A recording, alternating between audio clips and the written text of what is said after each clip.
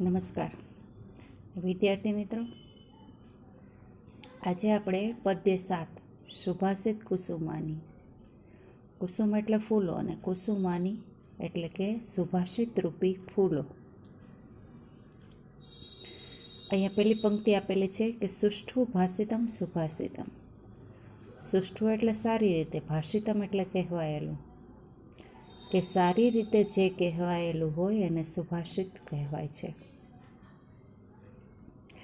સંસ્કૃત સાહિત્યમાં આવા સુભાષિતોનો અખૂટ ખજાનો છે અને સાહિત્યકારોની એવી માન્યતા છે કે પૃથ્વીયામ ત્રીણી રત્નાની જલમ અન્નમ સુભાષિતમ, કે પૃથ્વી ઉપર 3 રત્નો છે, જળ, અન્ન અને સુભાષિત.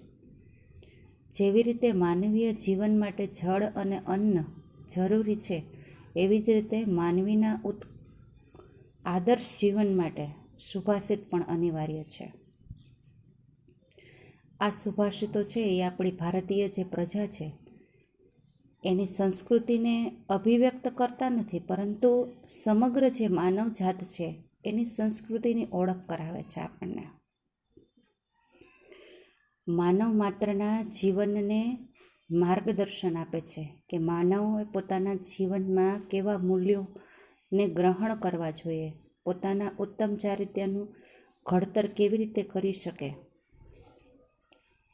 એના માટે આ સુભાષિતો છે એક મિત્રની ભૂમિકા ભજવે છે. તો આવા સુભાષિતોનું અનુકરણ કરવાથી માનવ જાત પોતાના જીવનને સુખ અને દુઃખથી પર રાખી શકે છે અને પોતાના જીવનને ઉન્નત કરવામાં મદદરૂપ બનતા આવા સુભાષિતો અનુકરણીય છે.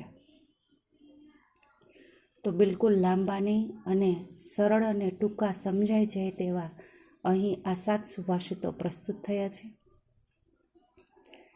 આ પદ્યની અંદર જે 7 સુભાષિતો છે એમાં પહેલા સુભાષિતમાં આપણને સજ્જનો અને દુર્જનોના વચનોનું મૂલ્ય સમજાવવામાં આવ્યું છે.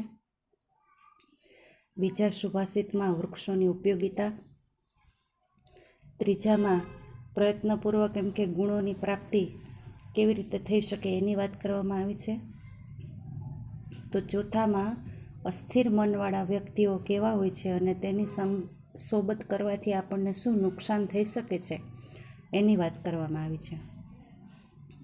પાંચમા સુભાષિતની અંદર મનુષ્ય અને સુવર્ણની સરખામણી કરી અને આપણને એક સરસ મજાનું ઉદાહરણ પૂરું પાડવામાં આવ્યું છે. અને છઠ્ઠા સુભાષિતમાં મહાપુરુષોના જીવન, એમના ગુણો કેવા અનુકરણીય હોય છે એ બતાવવામાં આવ્યું છે. અને સાતમા સુભાષિતમાં ધૈર્યવાન માણસ, એનો સ્વભાવ કેવો હોય છે, એની પદ્ધતિ કઈ હોય છે કામ કરવાની, એ બતાવવામાં આવી છે. તો આપણે એક પછી એક સાથે સુભાષિતો જોઈશું. તો વિદ્યાર્થી મિત્રો, આ 7 સુભાષિતો છે એ આપણા જીવનની અંદર આપણા જીવનના કૌશલ્યોનું સિંચન કરવા માટે ખૂબ ઉપયોગી નીવડે એવા છે. તો પહેલું સુભાષિત આપણે જોઈશું. પહેલાં હું આખું બોલી જાઉં છું સંસ્કૃતમાં. સદ્ભિહતુ લીલયા પ્રોક્તમ શિલા લિખિતમ અક્ષરમ અસદ્ભિહ સપથેન અપી જલે લિખિતમ અક્ષરમ. અહીંયા પહેલી સંધિ શું થશે? સદ્ભિહ વત્તા તુ, શિલા લિખિતમ વત્તા અક્ષરમ, સપથેન વત્તા અપી, લિખિતમ વત્તા અક્ષરમ. આ 4 સંધિ છે. એમાંથી આ 2 તો એવી બધી ખાસ છે નહીં, પણ એક આ સદ્ભિહ વત્તા તુ અને સપથેન વત્તા અપી, આ 2 સંધિ તમારે યાદ રાખવાની છે. હવે સદ્ભિહ, સદ એટલે સારા, સજ્જનો. સદ્ભિહ એટલે સજ્જનો, સારા વ્યક્તિ, જેને આપણે ટૂંકમાં સજ્જનો કહીએ છીએ. તૃતીય બહુવચનનું રૂપ છે સદ્ભિહ. તુ, કે સદ્ભિહ એટલે કે સજ્જનો વડે, તુ એટલે તો. લીલિયા, લીલા એટલે રમત થાય, સરળતા થાય, સરળ થાય, પણ લીલિયા એટલે કે સરળતાથી. પ્રોક્તમ, પ્રોક્તમ એટલે કહેલું, કે સજ્જનો વડે તો સરળતાથી કહેલું શિલા લિખિતમ અક્ષરમ. શિલા એટલે પથ્થર, પથ્થર પર લિખિતમ એટલે લખેલા, અક્ષરમ અક્ષર જેવું છે. કે સજ્જનો વડે તો સરળતાથી કહેલું પથ્થર પર લખેલા અક્ષરો જેવું છે. કે પથ્થર પર લખેલા અક્ષર ક્યારેય ભૂસાઈ શકતા નથી. સજ્જનો બોલે, સજ્જનોના વચનોની કિંમત કેવી હોય છે કે પથ્થર કે લકીર જેવા હોય છે, એ ક્યારેય ભૂસાય નહીં, અમીઠ છાપ હોય છે એની. હવે આપણે સજ્જનોનો વિરોધ એટલે કે દુર્જનોની વાત જોઈએ. કે અસદભીહ, આ સદભીહનો વિરોધી શું થાય? અસદભીહ. અસદભીહ સપથેન વત્તા આપી. અસદભીહ એટલે કે દુર્જનો વડે, શપથેન વત્તા આપી, શપથેન એટલે કે સોગંદ વડે, અને અપી એટલે પણ. કે દુર્જનો વડે સોગંદથી પણ કહેલું જલે લિખિતમ અક્ષરમ. જલે લિખિતમ અક્ષરમ એટલે કે પાણીમાં લખેલા અક્ષર જેવું છે. કે અસદભીહ દુર્જનો દ્વારા શપથેન અપી કે સોગંદ વડે પણ કહેલું જલે લિખિતમ અક્ષરમ પાણીમાં લખેલા અક્ષર જેવું છે. જ્યારે દુર્જનો છે એ સોગંદ ખાઈ ખાઈને કહે કે આમ જ છે આમ જ છે, છતાં પણ એ કે કોના જેવું હોય છે? કે પાણીમાં લખેલા અક્ષર જેવું છે. પાણીમાં લખેલા અક્ષર ક્યારે લખી શકાતા નથી, અને કદાચ તમે દરિયા કિનારે રેતીમાં લખો તોય પાણી આવે તો ભૂસાઈ જાય, એના જેવું હોય છે. પાણીમાં લખેલા અક્ષર ક્યારેય ટકી શકતા નથી. તો દુર્જનોના વચનોની કોઈ કિંમત નથી, પરંતુ સજ્જનોની, અહીંયા આ દ્વારા શું સજ્જનોની મહત્તા બતાવવામાં આવેલી છે. કે સદભી હતું સજ્જનો વડે લીલિયા સરળતાથી અથવા તો રમતમાં કહેવાયેલું અથવા કહેલું શિલા લિખિતમ અક્ષરમ પથ્થર પર લખેલા અક્ષર જેવું છે. અસદભીહ કે દુર્જનો વડે અથવા તો દુર્જનો દ્વારા શપથેન અપી એટલે કે સોગંદ વડે પણ કહેલું જલે લિખિતમ અક્ષરમ પાણીમાં લખેલા અક્ષર જેવું છે. સજ્જનો દ્વારા તો રમતમાં કહેલું પથ્થર પર લખેલા અક્ષર જેવું છે, અને દુર્જનો દ્વારા સોગંદ વડે પણ કહેલું પાણીમાં લખેલા અક્ષર જેવું છે. ત્યાર પછી બીજું સુભાષિત. સેવિતવ્યો મહાવૃક્ષ ફલચ છાયા સમન્વિત યદિ દૈવાત ફલમ નાસ્તિ ચ છાયા કેન નિવાર્યતે. સેવિતવ્યો એટલે કે સેવવો જોઈએ. મહાવૃક્ષ એટલે વિશાળ વૃક્ષ, કર્મધારય સમાસ થાય. મહાવૃક્ષ વિશેષણ અને વિશેષ્ય. ફલ ચ છાયા સમન્વિત, શરૂ અહીંથી થાય કે ફલ ચ છાયા, આ દ્વંદ્વ સમાસ થાય, ફલ અને છાયા. ફલ ચ છાયા એટલે ફળ અને છાયાથી સમન્વિત એટલે યુક્ત અથવા તો ભરપૂર. ફળ અને છાયાથી યુક્ત અથવા તો ફળ અને છાયાથી ભરપૂર મહાવૃક્ષ એટલે કે વિશાળ વૃક્ષનું સેવિતવ્યો સેવવા જોઈએ અથવા તો સેવન કરવું જોઈએ. ફળ અને છાયાથી યુક્ત અથવા તો ફળ અને છાયાવાળા વિશાળ વૃક્ષોનું સેવન કરવું જોઈએ. યદિ એટલે જો, દૈવાત વત્તા ફલમ, દૈવાત એટલે નસીબ અથવા તો ભાગ્યવશાત અથવા તો નસીબ જોગે. દેવ એટલે નસીબ થાય ને દૈવાત એટલે ભાગ્યવશાત નસીબ જોગે. ફલમ નાસ્તિ, જો ભાગ્યવશાત અથવા તો નસીબ જોગે ફલમ નાસ્તિ કે ફળ નથી, ચ છાયા કેન નિવાર્યતે તો છાયો કેન એટલે કોના વડે, નિવાર્યતે એટલે કે અટકાવી શકાય અથવા તો નિવારી શકાય. કે આપણે ફળ અને છાયાથી ભરપૂર હોય એવા જ વૃક્ષોનું હંમેશા સેવન કરવું જોઈએ.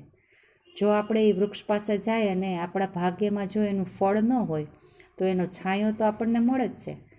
કે છાયા કેન નિવાર્યતે તો છાંયો કોણ અટકાવી શકે. જો આપણા નસીબમાં એનું કોઈ ફળ નથી, આપણે તે વૃક્ષ પાસે ગયા અને કોઈ આપણી પહેલાં કોઈ તોડી ગયું છે વૃક્ષનું ફળ, તો છાંયો તો કોઈ લઈ જઈ શકતું નથી, છાંયો તો મળવાનો જ છે. આ છે અર્થ વિસ્તાર છે કે આના ઉપરથી આપણને સારા મહાપુરુષોની સોબત કરવી જોઈએ એ વાત કરવામાં આવી છે કે આપણે ભરપૂર ગુણોવાળા હોય એવા સંત મહાત્માઓ છે, મહાપુરુષોને સોબત કરવી જોઈએ. કદાચ આપણા નસીબમાં એના એકાદા બે ગુણો આપણા નસીબમાં ન હોય તો બીજા ગુણોનો લાભ તો આપણે લઈ જ શકીએ છીએ. આ અર્થ વિસ્તાર પાછળ સ્વાધ્યાયમાં આવશે ત્યારે હું તમને સમજાવીશ. અત્યારે ફક્ત ભાષાંતર જ આનું સમજાવું છું કે ફલ ચ છાયા સમન્વિત, કે ફળ અને છાયાથી યુક્ત મહાવૃક્ષ એટલે કે વિશાળ વૃક્ષનું સેવિતવ્ય, સેવન કરવું જોઈએ. યદિ દેવાત ફલમ નાસ્તિ, કે જો ભાગ્યવશાત ફલમ નાસ્તિ એટલે કે ફળ નથી, ચ છાયા કેન નિવાર્યતે, તો છાયો કોણ અટકાવી શકે. ફળ અને છાયાથી યુક્ત વિશાળ વૃક્ષનું સેવન કરવું જોઈએ. જો નસીબ જોગે અથવા તો ભાગ્યવશાત ફળ નથી તો છાયો કોણ અટકાવી શકે. ત્યાર પછી ત્રીજું, આરોપ્યતે શિલાશૈલ યત્નેન મહતા યથા, નિપાત્યતે ક્ષણેન અધઃ તથા આત્મા ગુણદોષયોઃ. અહીંયા યથા અહીંયાથી શરૂ થાય. યથા એટલે કે જેમ, મહતા એટલે ભારે, યત્નેન એટલે પ્રયત્નથી, કે જેમ મહતા એટલે ભારે, યત્નેન એટલે કે પ્રયત્નથી, શિલા, શિલા એટલે કે પથ્થર, શૈલ એટલે પર્વત થાય ને શૈલ એટલે કે પર્વત પરથી, જેમ ભારે પ્રયત્નથી પથ્થરને પર્વત પરથી આરોપ્યતે. આરોપ્યતે એટલે કે ચડાવવામાં આવે છે. કે પથ્થરને તમારે કોઈ પર્વત ઉપર ચડાવવો હોય તો ખૂબ જ પ્રયત્ન કરવો પડે. તમારે કોઈ મોટા પર્વતને અહીંયા પથ્થરને છે તમારે ગિરનાર ઉપર ચડાવવો હોય તો કેટલા બધા માણસોની જરૂર પડે. એમને દડાને જેમ ઉલાડીને તમે પહોંચાડી શકો નહીં, ઘણા બધા માણસોની જરૂર પડે ને ઘણો બધો સમય પણ લાગે. યથા જેમ મહતા યત્નેન, કે જેમ ભારે પ્રયત્નો વડે શિલા પથ્થરને શૈલે પર્વત પર આરોપ્યતે ચડાવી શકાય છે. હવે યથા છે એટલે અહીંયા તથા આવી જ જાય કે નિપાત્યતે ક્ષણેન અધઃ તથા. તથા તેમ, નિપાત્યતે એટલે કે નીચે પાડી શકાય છે. શું? ક્ષણેન વત્તા અધઃ. ક્ષણેન એટલે કે ક્ષણ માત્રમાં, અધઃ એટલે નીચે. કે તેવી જ રીતે ક્ષણેન એટલે કે ક્ષણ માત્રમાં, અધઃ નીચે, નિપાત્યતે પાડી શકાય છે. કે કોઈ પણ પથ્થરને તમારે પર્વત ઉપર ચડાવવું હોય તો ખૂબ મહેનત કરવી પડે, ખૂબ સમય લાગે, ઘણા બધા માણસોની જરૂર પડે. પણ જો તમારે એને પાછા એ પથ્થરને તમારે નીચે પાડવો હોય તો ક્ષણની જ વાર લાગે. એમાં ઘણા માણસોની પણ જરૂર ન પડે અને ઘણા સમયની પણ જરૂર ન પડે. તો આરોપ્યતે એટલે ચડાવવું અને નિપાત્યતે એટલે નીચે પાડવું, બંને વિરોધી શબ્દો છે.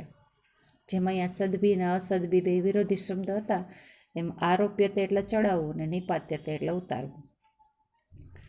જેમ ભારે પ્રયત્નથી શિલાને પથ્થરને શૈલે પર્વત પર આરોપ્યતે ચડાવવામાં આવે છે, તેમ ક્ષણેન અધઃ, ક્ષણેન એટલે કે ક્ષણવારમાં, અધઃ એટલે નીચે, નિપાત્યતે પાડી શકાય છે. તેમ એને ક્ષણવારમાં જ, બિલકુલ વાર નથી લાગતી. ચડાવતા જેટલી વાર લાગે છે એના 1/4 ભાગમાં તમે એટલા જ સમયની અંદર છે ફક્ત નીચે પાડી શકો છો. હવે આના દ્વારા છે અહીંયા એક બીજી વાત સમજાવવામાં આવી છે કે તથા આત્મા, એ સંધિ છે તથા વત્તા આત્મા, તથા આત્મા ગુણ દોષયો. તથા એટલે કે તેવી રીતે, આત્મા, આત્મા એટલે અહીંયા વ્યક્તિની વાત કરવી છે કે તેવી રીતે આત્મામાં ગુણ દોષયો. આ દ્વિવચનનું રૂપ છે, ષષ્ઠી સપ્તમી દ્વિવચનનું રૂપ ગુણ દોષયો. ગુણ અને દોષ દ્વંદ્વ સમાસ છે. ગુણ અને દોષની બાબતમાં છે કે તેવી રીતે આત્મા ગુણ અને દોષની બાબતમાં છે. આત્મા એટલે અહીંયા વ્યક્તિને ગણવાનો છે કે આવી જ રીતે વ્યક્તિને ગુણની બાબતમાં ઉપર ઉઠતા ખૂબ જ વાર લાગે છે, પણ દોષની બાબતમાં નીચે પડતા બિલકુલ વાર નથી લાગતી. કે આ પથ્થરના ઉદાહરણ દ્વારા છે આપણને વ્યક્તિની વાત કરવામાં આવી છે કે વ્યક્તિને જો કોઈ પણ પોતાનામાં ગુણો વિકસાવવો હોય તો ખૂબ વાર લાગે છે, પણ જો દોષની બાબતમાં નીચે પડવું હોય તો બિલકુલ વાર નથી લાગતી. કે તથા આત્મા તેવી રીતે આત્મા ગુણ અને દોષની બાબતમાં છે. યથા જેમ મહતા યત્નેન કે જેમ ભારે પ્રયત્નથી શિલા એટલે કે પથ્થરને શૈલ એટલે કે પર્વત પર આરોપ્યતે ચડાવવામાં આવે છે, તથા તેમ ક્ષણેન અધઃ એટલે કે ક્ષણ માત્રામાં અધઃ એટલે કે નીચે નિપાત્યતે પાડી શકાય છે. તથા આત્મા તેવી રીતે આત્મા ગુણ દોષયોઃ ગુણ અને દોષની બાબતમાં છે. તેવી રીતે આત્મા ગુણ અને દોષની બાબતમાં છે. જેમ ભારે પ્રયત્નથી પથ્થરને પર્વત પર ચડાવવામાં આવે છે, તેમ ક્ષણ માત્રમાં નીચે પાડી શકાય છે. તેવી રીતે આત્મા ગુણ અને દોષની બાબતમાં છે. ત્રણેયનું ભાષાંતર બોલી જાઉં છું. સજ્જનો વડે સરળતાથી કહેવાયેલું પથ્થર પર લખેલા અક્ષર સમાન છે. દુર્જનો દ્વારા સોગંદ વડે કહેલું પાણીમાં લખેલા અક્ષર સમાન છે. બીજું સુભાષિત. ફળ અને છાયાથી યુક્ત વિશાળ વૃક્ષનું સેવન કરવું જોઈએ. જો ભાગ્યવશાત અથવા તો જો નસીબ જોગે ફળ ન હોય તો છાયો કોણ અટકાવી શકે. જેમ ભારે પ્રયત્નથી પથ્થરને પર્વત પર ચડાવવામાં આવે છે, તેમ ક્ષણ માત્રમાં નીચે પાડી શકાય છે. તેવી રીતે આત્મા ગુણ અને દોષની બાબતમાં છે. નમસ્કાર.